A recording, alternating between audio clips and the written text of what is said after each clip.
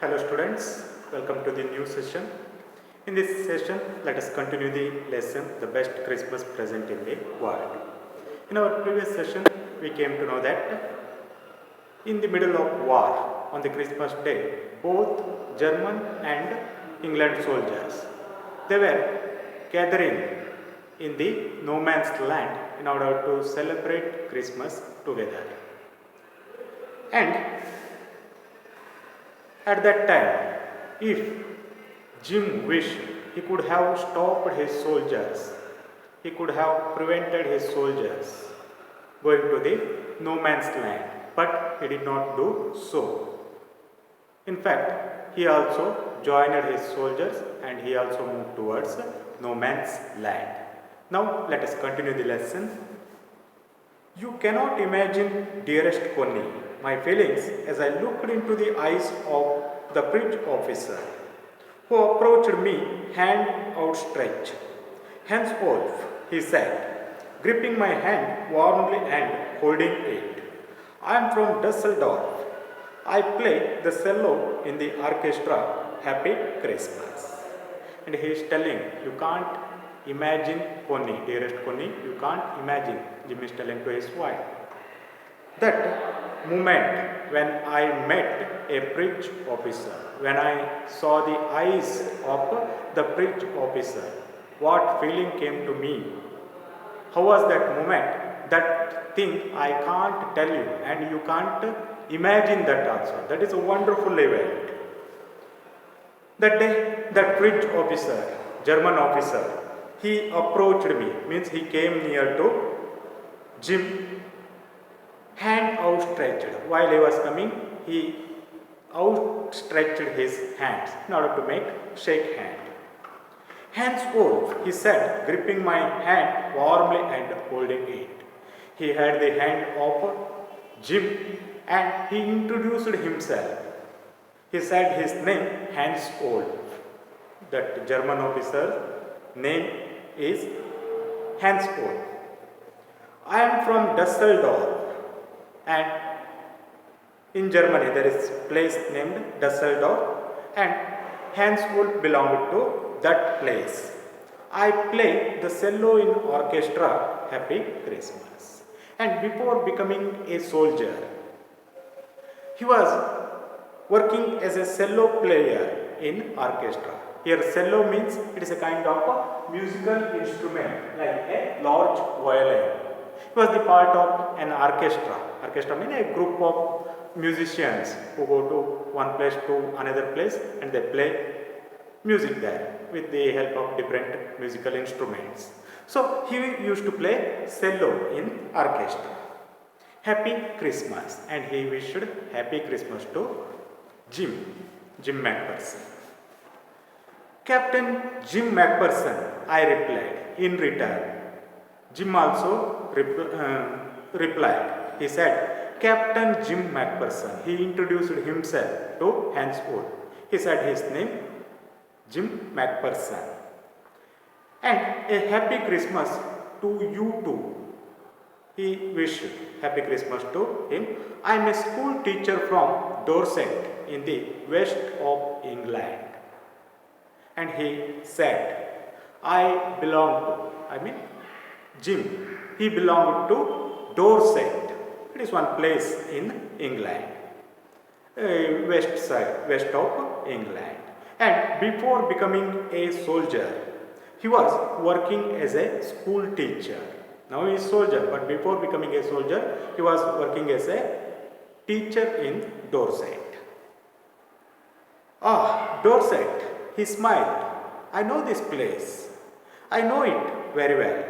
Then Henceforth said, Oh, do you belong to Dorset? Then I know that place. I know it very well. He said he knew that place very well, Dorset. He shared my rum ration and his excellent sausage. So then Jim, he gave his rum, a kind of drink, to Henceforth. In return, Henceforth gave his sausage, a kind of food item, to Jim. So both of them are sharing each other's drinks and food. We talked Konni. How we talked?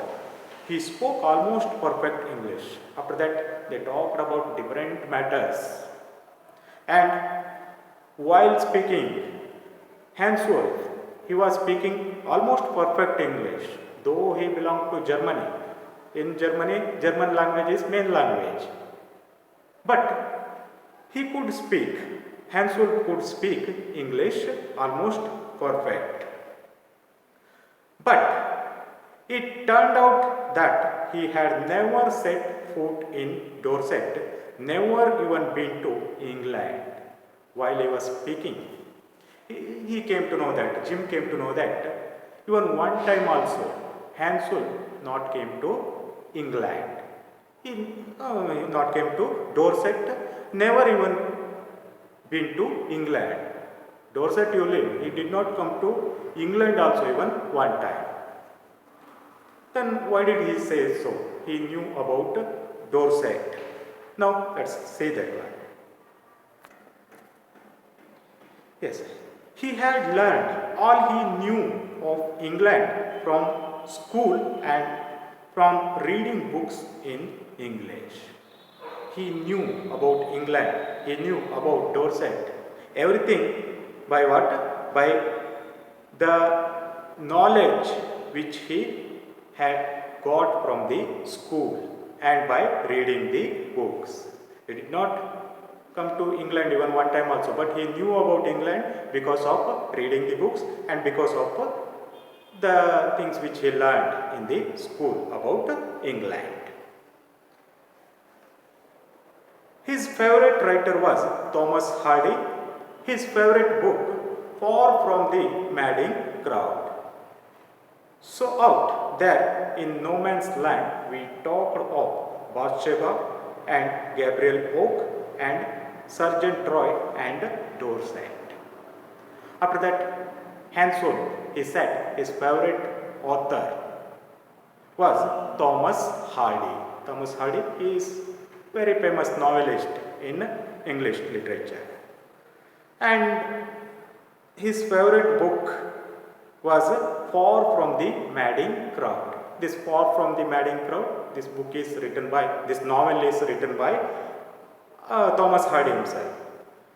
And Hansworth liked that book very much.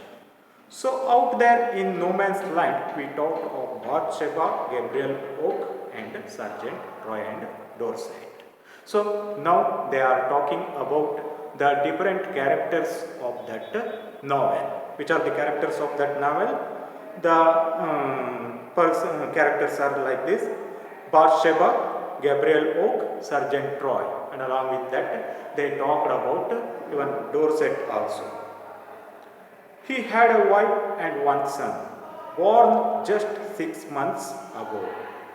That German officer, Hansworth, he had a wife and he had a son also, one son also, born just 6 months ago. Means that child is very small. As I looked about me, there were huddles of khaki and grey everywhere. And while they were talking each other, Jim just he looked at other soldiers. Then he found that there was huddles of khakis and grey everywhere. Huddles means what? A dense and disorderly crowd. Means both soldiers who were wearing khaki uniform and grey uniform. Khaki uniform, England uniform, England soldiers uniform, and grey uniform, German soldiers uniform. Both of them mixed and they were moving in a crowd manner.